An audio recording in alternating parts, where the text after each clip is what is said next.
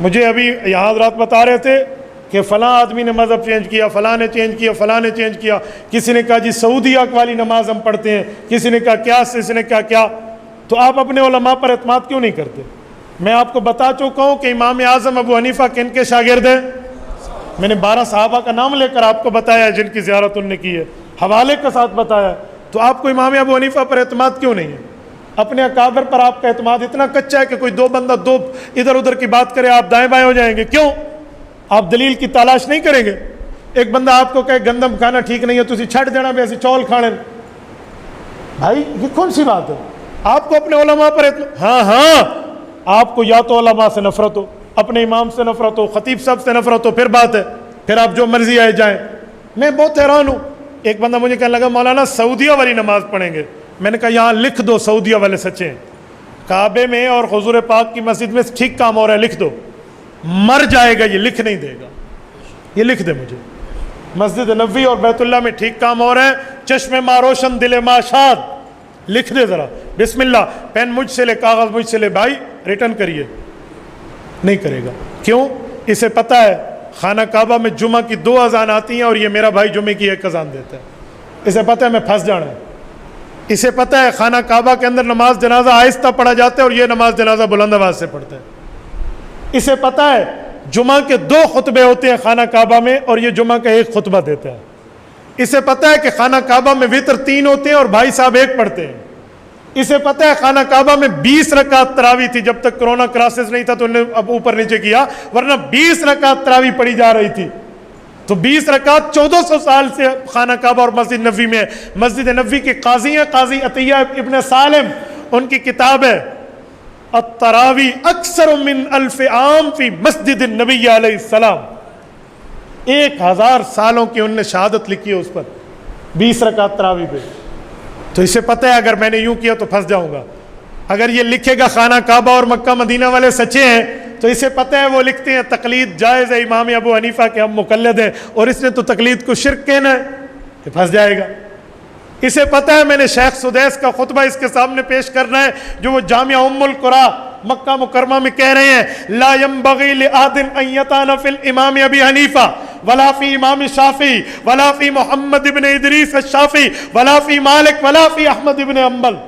وہ کہہ رہے ہیں کسی آدمی پر جائز نہیں ہے وہ 4 اماموں میں کسی امام پر اعتراض کرے، خصوصاً امام اعظم ابو حنیفہ رحمہ اللہ پہ.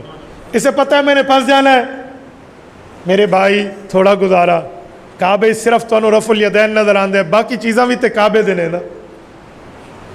باقی ایک بندہ مجھے کہنے لگا ریاض کی ایک مسجد میں 8 رکعت تراویح ہوتی ہے. میں نے کہا ابھی تو مکہ مدینہ مکہ مدینہ مکہ مدینہ، ابھی ریاض پہنچ گیا وہ 1000 کلومیٹر دور. خیر ہے میرے بھائی، بڑا جلدی ٹریول کر لیا. کوئی آپ نے 3 صاحب والا جہاز تے اپنے کول نہیں رکھا ہوا. خیر ہے، کیا بات ہے میرے بھائی، تھوڑا آپ علماء پر، اپنے اکابر پر، اپنے بزرگوں پر اعتماد والا مزاج رکھیں. ایک گل دسو، میں کہ جی پوچھو، ایک بات یہ ہے امام ابو حنیفہ سے غلطی نہیں ہو سکتی. میں نے کہا جی ہو سکتی ہے، تو پھر کیوں منیے؟ میں نے کہا جو تیرے مولویوں نے کتابیں لکھی ہیں ان سے غلطی نہیں ہو سکتی؟ کہتے جی ہاں ہو سکتی ہے. میں نے کہا ان کو تندور میں ڈال، دریا میں پھینک. تو کیوں مانتا ہے؟ انہوں نے کوشش کی یہ غلطی نہ ہو. تو میں نے کہا صحابہ کے شاگرد کو کوئی قبر آخرت کی فکر نہیں تھی، اس نے کوئی کوشش نہیں کی. امام ابو حنیفہ رحمۃ اللہ علیہ کی 40 فقہا کی کمیٹی بیٹھتی تھی مسائل لکھنے میں. ایک فقیہ وہ ہوتا جو لسان العرب کا ماہر ہوتا، جس کو عرب پر دسترس ہوتی، وہ محمد ابن حسن الشیبانی رحمہ اللہ ہے. اور ایک وہ ہے جو صحابہ کے فتاویٰ کا حافظ ہے، اس کا نام یعقوب بن ابراہیم امام قاضی ابو یوسف رحمہ اللہ ہے. اور ایک شخص وہ ہے جو صحابہ اور اہل بیت کے طرز عمل اور فتاویٰ سے اتنا واقف ہے کہ انہیں آثار کہا جاتا ہے، اس کا نام عافیہ ابن یزید رحمہ اللہ ہے. اور ایک شخص وہ ہے جو صحابہ کرام کے قیاس کا ماہر ہے، اسے ظفر ابن حذیل کہا جاتا ہے. اور ایک شخص وہ ہے جو صحابہ کرام کے علوم کا حافظ سمجھا جاتا ہے، اسے حسن ابن زیاد لؤلؤی کہا جاتا ہے. اور ایک شخص وہ ہے جسے امیر المؤمنین فی الحدیث کہا جاتا ہے، اس کا نام عبداللہ ابن مبارک ہے. ایک شخص وہ ہے جسے عابد الحرمین کہتے ہیں، اس کا نام فضیل ابن عیاض ہے. ایک بندہ وہ ہے جو 10 لاکھ حدیث کا حافظ ہے اس 40 کی کمیٹی میں، جسے یحییٰ بن سعید القطان کہتے ہیں. اور ایک شخص وہ ہے جس نے حدیثیں کی کتابیں لکھنی ہیں اور اتنا اس نے کلمے لکھی ہیں، اتنا برادہ بنا ہے کہ کمرہ بھر گیا ہے اس کلموں کی چھلائی سے، جسے یحییٰ بن سعید دنیا اسلام سے جانتی ہے۔ اور اس نے وفات کے وقت وصیت کی تھی کہ میرے اس برادے کو جلا کر پانی کو گرم کرنا اور مجھے موت کے بعد غسل دینا۔ تو نے امام ابو حنیفہ کی کمیٹی کو سمجھا کون ہے؟ جب امام صاحب کوئی مسئلہ صحابہ سے پڑھا ہوا بتاتے تو 40 فقہا اس پر بحث کرتے، ڈیبیٹ ہوتی جس پر سب متفق ہوتے، لکھ لیا جاتا۔ شورائی نظام پر اتفاق پہ تو اللہ کے رسول نے فرمایا، جامع ترمذی جلد نمبر 2 عبداللہ ابن عمر رضی اللہ عنہ کی روایت ہے، فرمایا فَإِنَّ يَدَ اللَّهِ مَعَ الْجَمَاعَةِ، اللہ کا اجماع امت پر ہاتھ ہوتا ہے۔